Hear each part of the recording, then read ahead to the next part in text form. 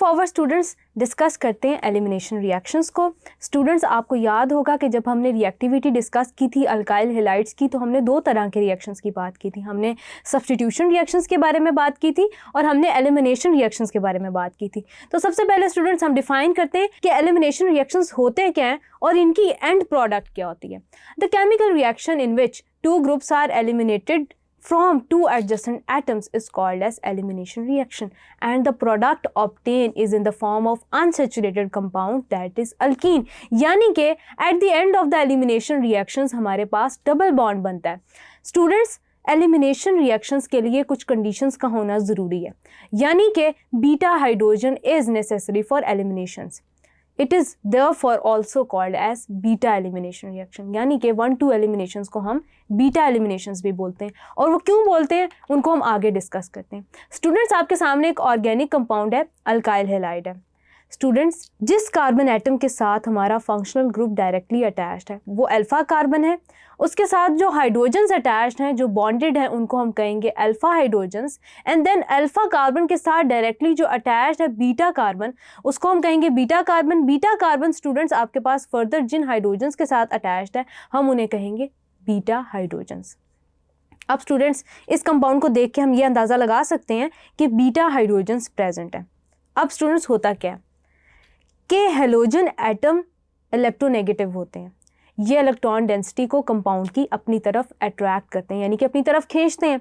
As a result students होता ये है कि इलेक्ट्रॉन डेंसिटी एक तरफ शिफ्ट हो जाती है, जिसकी वजह से कंपाउंड की एसिडिटी बढ़ जाती है। कंपाउंड की एसिडिटी बढ़ने का मतलब ये होता है कि इजीली आपका कंपाउंड जिससे आप डील कर रहे हैं वो प्रोटॉन डोनेट कर सकता है एक्वस सॉल्यूशन के अंदर।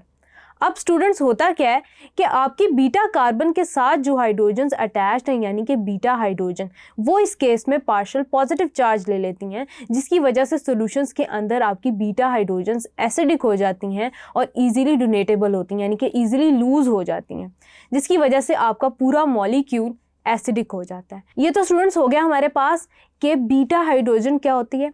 अब स्टूडेंट्स एलिमिनेशन रिएक्शन में पर्टिकुलरली कंडीशन क्यों रखी गई है कि इसका होना ज़रूरी है, वो इसलिए स्टूडेंट्स कि जब आपके पास as a result of elimination reactions जो कंडीशन प्रोवाइड की जाती हैं मॉलिक्यूल को, वो बेसिक होती हैं।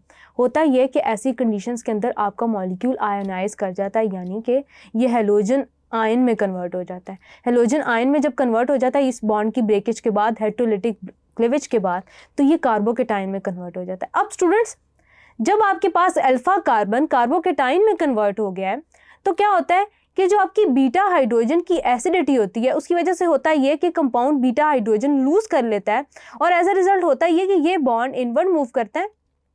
आपकी बीटा हाइड्रोजन जो है वो एसिडिक होने की वजह से सोल्यूशन के अंदर लीव कर जाती है, यानी कि सोल्यूशन के अंदर चली जाती है। प्रोटॉन नेगेटिव आपने कर दिया तो यानी कि प्रोटॉन चला जाता है आपका।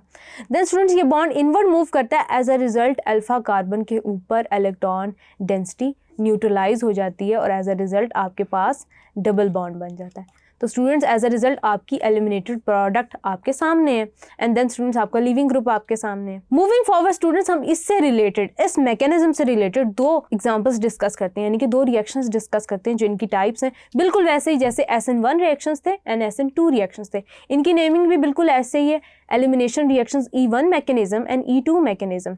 E1 को हम वैसे डिफाइन कर सकते हैं a unimolecular 2 step elimination reaction.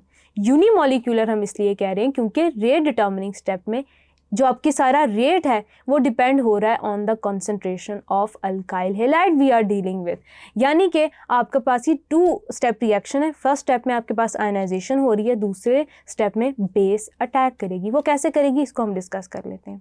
Students जिस अल्काइल हैलाइड से हम डील कर रहे हैं वो टर्शरी अल्काइल हैलाइड है with a beta hydrogen R1C। अब स्टूडेंट्स मैं स्ट्रक्चर ज़रा ओपन करके लिखूंगी ताकि आपको बीटा हाइड्रोजन कैसे एलिमिनेट हो रही है ये चीज़ आपको अच्छे से समझ आए। देन स्टूडेंट्स यहाँ पे आपके पास ये हाइड्रोजन एटम हो गया, 2 अल्काइल ग्रुप्स यहाँ पे डायरेक्टली अटैच्ड हैं। अब स्टूडेंट स्टेप नंबर 1 में होता है आपके पास आयनाइजेशन हो रही है स्टूडेंट्स आपके पास R2 एंड देन R3। यहाँ पे स्टूडेंट्स आपके पास आयनाइजेशन के नतीजे में H2C एंड देन R1। ये आपके पास स्टूडेंट्स कार्बोकेटाइन जनरेट हो गया। अब स्टूडेंट्स ये जो कार्बोकेटाइन आपके पास जनरेट हुआ है, आप देख सकते हैं ये टर्शरी कार्बोकेटाइन है, टर्शरी कार्बोकेटाइन है। ये आपके पास स्टेप नंबर 1 हो गया। ये स्टेप आपके पास लो था, यानी कि ये रेट डिटर्मिनिंग स्टेप है जिसके अंदर rate is directly related to the concentration of alkyl halide. Then students step number 2 में क्या होगा कि आपकी बेस अटैक कर रही होगी, इसको हम फिर ओपन फॉर्म में लिख लेते हैं, CH, देन आपके पास R2 R3 पॉजिटिव। अब स्टूडेंट्स इसको मैं टर्शरी कार्बोकेटाइन इसलिए कह रही हूँ कि आपके पास जो कंसर्न कार्बन है यानी कि अल्फा कार्बन वो डायरेक्टली 3 कार्बन एटम से अटैच्ड है। ये स्टूडेंट्स आपकी बीटा हाइड्रोजन है, बीटा हाइड्रोजन। अब स्टूडेंट्स बीटा हाइड्रोजन पे बेस अटैक कर रही है, बेसिक कंडीशंस के अंदर ये रिएक्शन हो रहा है, यानी कि KOH की प्रेजेंस में हो रहा है, अल्कोहलिक KOH की प्रेजेंस में। अल्कोहलिक KOH स्टूडेंट्स आपके पास एक नॉन पोलर सॉल्वेंट है, बेस ने अटैक किया, ये हाइड्रोजन स्टूडेंट्स इसने पिक कर लिया, ये बॉन्ड आपका इनवर्ट मूव करेगा, एज अ रिजल्ट जो इलेक्ट्रॉन डेंसिटी है वो न्यूट्रलाइज हो जाएगी और आपके पास सेकंड स्टेप जो कि फास्ट होगा, एज अ रिजल्ट आपके पास डबल बॉन्ड जनरेट हो जाएगा, CH double bond CR2 and then R3, आपके पास एक अल्कीन जनरेट हो गया। अब स्टूडेंट्स नेक्स्ट एग्जांपल में हम ये देखेंगे कि हम किस तरह डिफरेंट कार्बोकेटाइंस के अंदर डील कर रहे होते हैं एक मॉलिक्यूल के अंदर। फॉर एग्जांपल स्टूडेंट्स हमारे पास एक और टर्शरी कंपाउंड है, CH3 एंड देन CH3 और ब्रोमाइड आयन अटैच है इसके साथ। स्टूडेंट्स ये आयनाइज करेगा फर्स्ट स्टेप के अंदर, किस तरह करेगा और कौन सी कार्बोकेटाइन जनरेट करेगा इसको हम डिस्कस करते हैं। कार्बोकेटाइन स्टूडेंट्स जो ये जनरेट कर रहा है पर्टिकुलरली वो सेकेंडरी कार्बोकेटाइन है। वो कैसे, हाइड्रोजन हम इस तरह से लिख लेते हैं एंड देन CH3। अब स्टूडेंट्स ये जो आपके पास कार्बोकेटाइन जनरेट हुई है ये सेकेंडरी कार्बोकेटाइन है।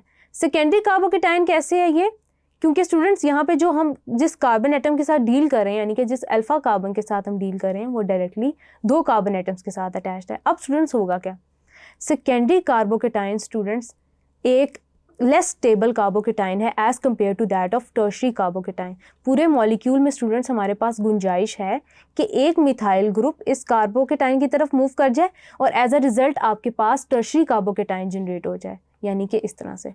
स्टूडेंट्स ये मिथाइल ग्रुप जब इस कार्बन के तरफ शिफ्ट हो जाएगा तो आपके पास एक टर्शरी कार्बोकेटाइन जनरेट हो जाएगा, CH3 C positive and then CH3 और ये हाइड्रोजन को हम इस तरह से लिख लेते हैं और ये पॉजिटिव। यहाँ पे स्टूडेंट्स एक और मिथाइल ग्रुप अटैच हो जाएगा, CH3। अब स्टूडेंट्स ये आपके पास टर्शरी कार्बोकेटाइन कैसे, क्योंकि ये डायरेक्टली 3 कार्बन एटम से एसोसिएटेड है। ये आपके पास अब बीटा कार्बन हो जाएगा, ये अब अल्फा हो गया, ये बीटा कार्बन हो गया एंड देन ये बीटा हाइड्रोजन हो गई। अब बेस आएगी, base in the form of OH भी आ सकती है आपके पास, OH आएगी, वो क्या करेगी हाइड्रोजन को पिक कर लेगी यहाँ से, ये बॉन्ड इनवर्ट मूव करेगा, एज अ रिजल्ट आपके पास डबल बॉन्ड बन जाएगा, CH3 डबल बॉन्ड आपके पास फिर आ जाता है यहाँ पे CH3 एंड देन CH3। तो एज अ रिजल्ट स्टूडेंट्स आपके पास डबल बॉन्ड बन गया। हमने ये देखा कि अगर सेकेंडरी कार्बोकेटाइन आपके पास बनता है तो पूरे मॉलिक्यूल में अगर ये कैपेबिलिटी है, टेंडेंसी है कि टर्शरी कार्बोकेटाइन बने, क्योंकि टर्शरी कार्बोकेटाइन ज़्यादा स्टेबल होता है तो आपके पास मिथाइल शिफ्ट हो जाएगा। मिथाइल शिफ्ट होने के नतीजे में एट द एंड आपके पास बेस अटैक करेगा टर्शरी कार्बोकेटाइन की पोजीशन पे और आपके पास डबल बॉन्ड बन जाएगा। तो ये स्टूडेंट्स हो गया आपका इवन मैकेनिज्म। इसमें हम स्टूडेंट्स काइनेटिक एविडेंस जब लेते हैं तो हमें पता चलता है कि जो रेट है वो डायरेक्टली रिलेटेड है with the concentration of alkyl halide we are dealing with, यानी कि ये एक यूनिमोलिकुलर रिएक्शन है। रेट डिटर्मिनिंग स्टेप में एक मॉलिक्यूल प्रेजेंट है बट ये 2 स्टेप रिएक्शन है। देन स्टूडेंट्स हम डिस्कस करते हैं E2 मैकेनिज्म। E2 मैकेनिज्म को हम ऐसे डिफाइन कर सकते हैं कि it is a biomolecular single step elimination reaction. अब किस तरह से ये डील करता है इसको हम देख लेते हैं। एक जनरल सा स्टूडेंट्स इसके लिए हम मैकेनिज्म देखेंगे।